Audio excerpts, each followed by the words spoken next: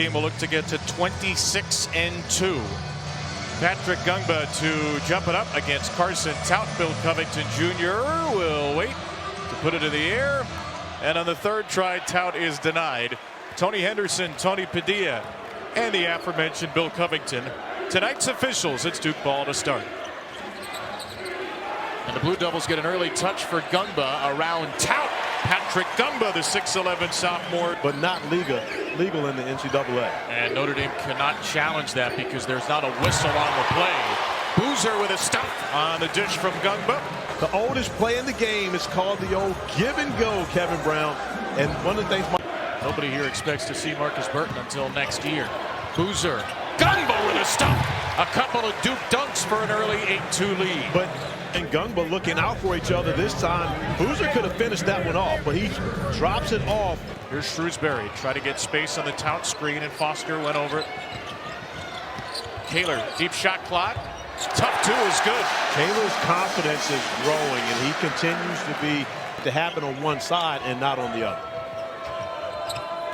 Here's Gungba off the inbound. The foul was on Imes as Gungba puts home another two. He's got 6, Boozer's got 5, and Duke with a flush at home, and once again finishing over the smaller Tout, showing off his touch. A couple of months for the most part. And Sundra, who's also high school teammates as well as teammates in the Peach Jam champion TTO team takeover with Patrick Gungba and Darren Harris for the Blue Devils, getting an opportunity to go up against 33-16. They led by 17. So Notre Dame only down 12 here, though. It might be 14. Sarr took it away from Muhammad, scored the basket, and there was no foul call as Muhammad came close to. Sarr guarding Muhammad. 94 picks it up, takes it in for 2. Fortunate there is that left foot is clipped. I like the kind of playing a little hand tag over there earlier. 2 former teammates going at it. Sundra off the bounce finds Kaler in the corner, who's able to knock down the first 3 of the game for the Fighting Irish. Garrett Sundra going off the bounce, keeping Gungba on the perimeter. The drive and kick, Brady Kaler. Win at BYU would be a great quad 1 win. I agree. But losing out will not help them get in the tournament. Not saying it would help. There's a bucket by Kaler. Of course it's Kaler. Feet standing in the corner, but this is a guy with big feet standing in the corner that has great footwork and is able to attack off the bounce, beating Boozer off the dribble. And Cole Serta, Braden Shrewsbury, both great shooters, continue to shoot these floaters. I'm not sure why.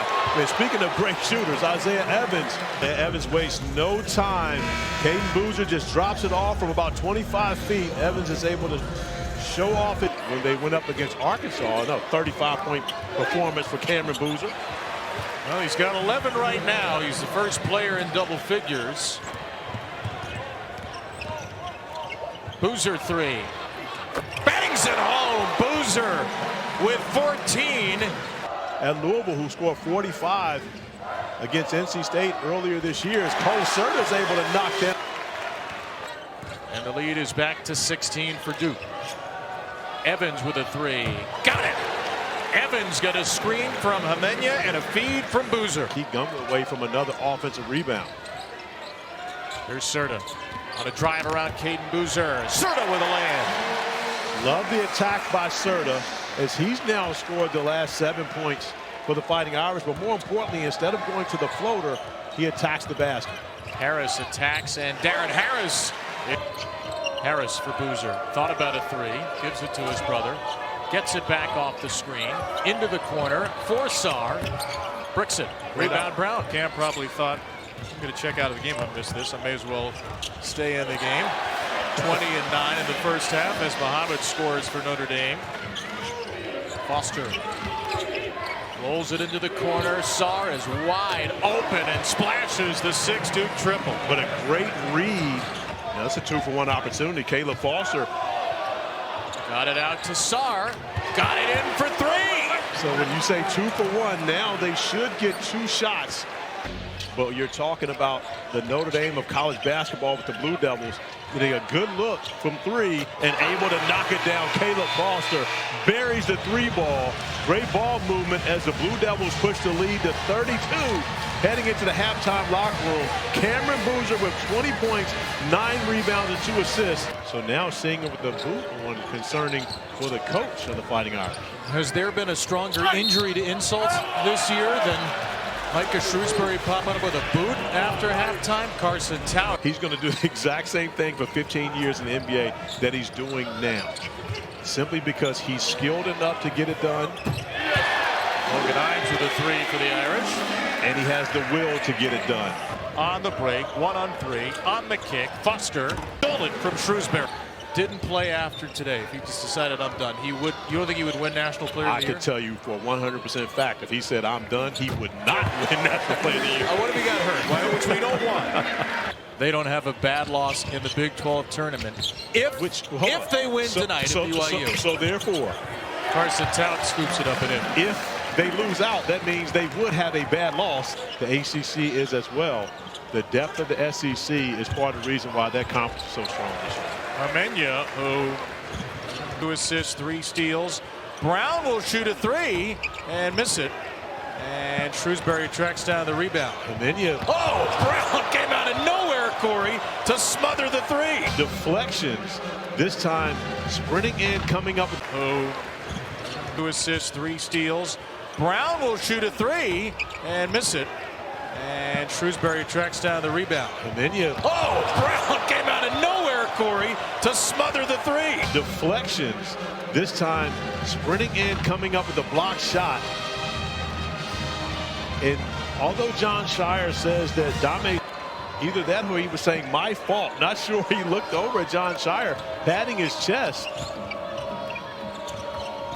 Caden Boozer, soft touch. We asked John Shire today about his team, and he said, I think we still have a lot of room to grow offensively. Now, tonight, they're absolutely rolling as Muhammad scores. Is Caden Boozer doubling up and then some, the Irish? Corner 3. Harris rattles it in. Darren Harris with 12 points in 9 minutes. Half is paid off of Coach Shire. Darren Harris knocking down the corner 3 right in front of his former teammate.